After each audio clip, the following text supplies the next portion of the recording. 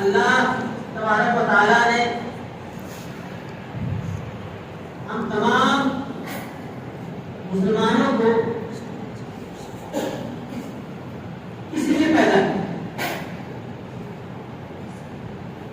سوال پیدا ہوتا ہے کہ اللہ تعالیٰ نے ہم تمام کو کس لیے پیدا کیا؟ کیا اس لیے پیدا کیا کہ جمعہ جمعہ صرف نماز پڑھ لیں؟ کیا اس لیے پیدا کیا کہ صرف رسمی جو ہے چیزیں ادا کر لیں، رسمی نام سے جو ہے منسوب ہو جائے؟ کیا اس لیے پیدا کیا کیا رسمی جو ہے روزہ رکھے؟ کیا اللہ تبارک تعالیٰ نے اس لیے پیدا کیا کہ رسمی زکات دے لیں؟ کیا اللہ تبارک تعالیٰ نے ہم تمام مسلمانوں کو اس لیے پیدا کیا کہ رسمی احتیاط ادا کرتے رہیں؟ لیکن ہم لوگ کے اندر سب سے جو بڑی جس کو کمی کہہ لیا جائے وہ یہ ہے کہ جو بیسک نالج ہے اسلام کا اس سے ہم کوسوں دور ہوتے چلے جاتے ہیں۔ بیسک نالج جیسے مثال کے طور پہ ابھی ہم بیٹھے، ابھی آ کر کے بیٹھے اور نماز شروع کرنے کے لیے بڑے لوگ کسی نے مجھ کو روکا پڑھنے لگے. کیوں؟ اذان نہیں ہوئی. اس وقت کو کہنا مناسب نہیں تھا.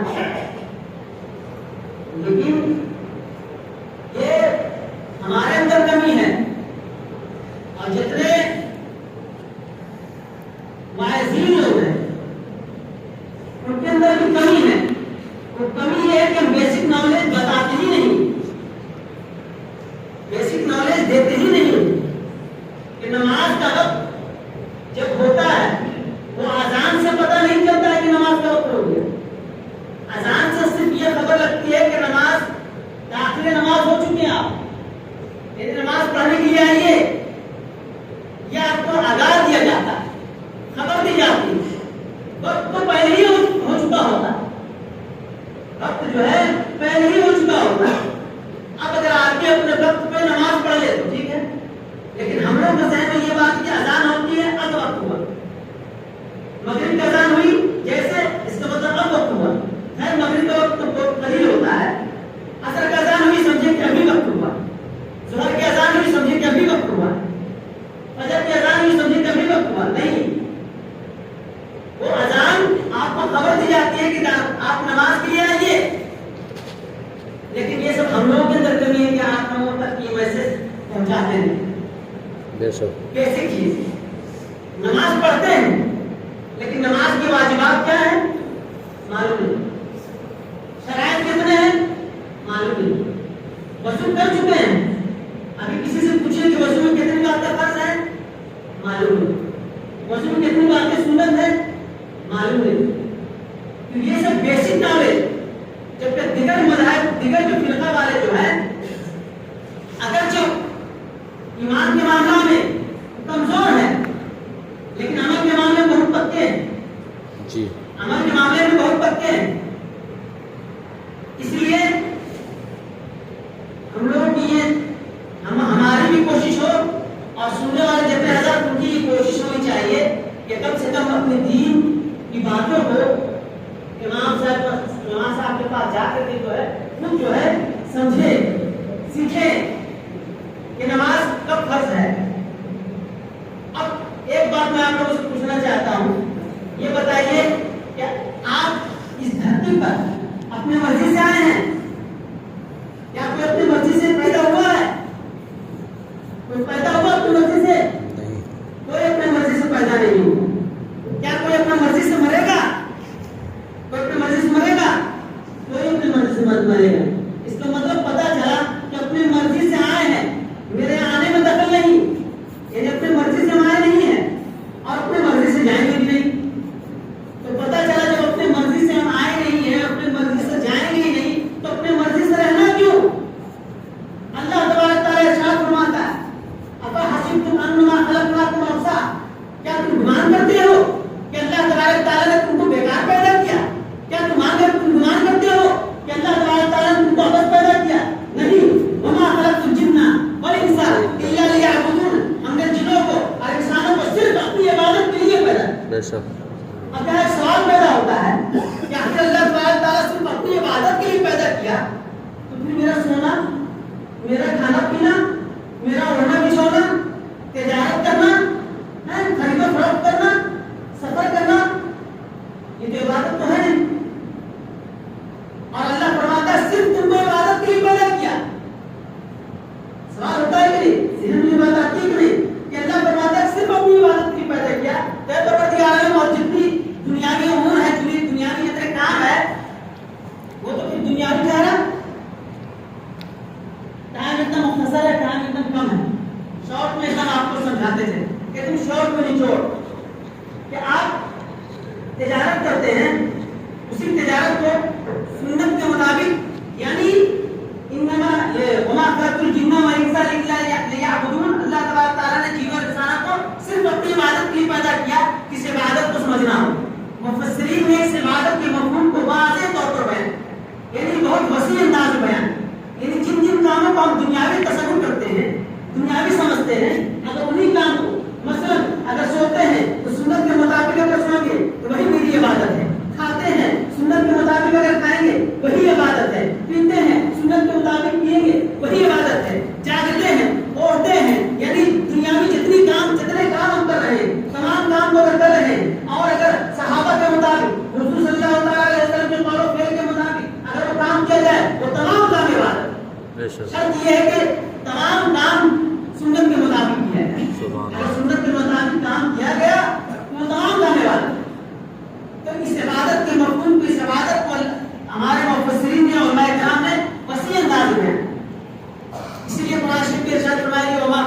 سننا.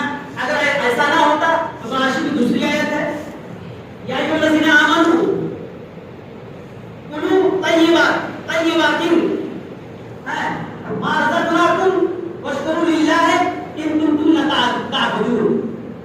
اللہ تعالیٰ فرماتا ہے کہ کھاؤ، یعنی ہم نے تمہارے لیے پاک چیز بھیجا، پاک چیز دیا، اس کو کھاؤ اور میرا جو ہے احسان بدل آؤ.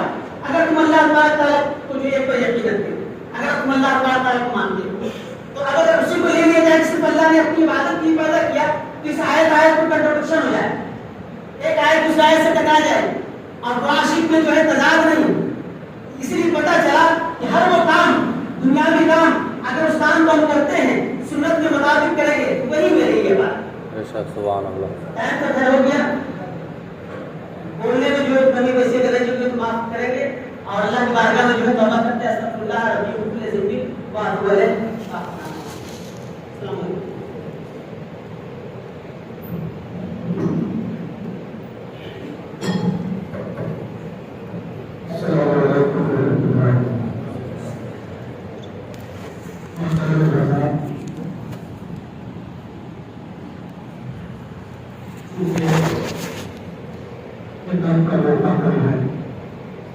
ہم لوگ بڑے خوش نصیب ہیں.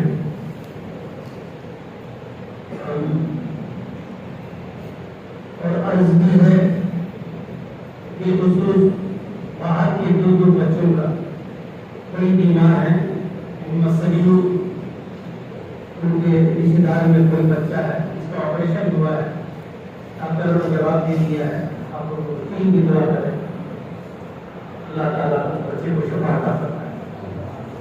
اور محمد ابرار کی بھی یہ دنیا میں سارے کا لڑکا ہے، وہ بھی بڑی بیمار ہے، ڈاکٹر نے آپریشن کیا ہے، بچہ ہی ہے، تو آپ لوگ دعا کریں گے اللہ کو شفا عطا فرمائے.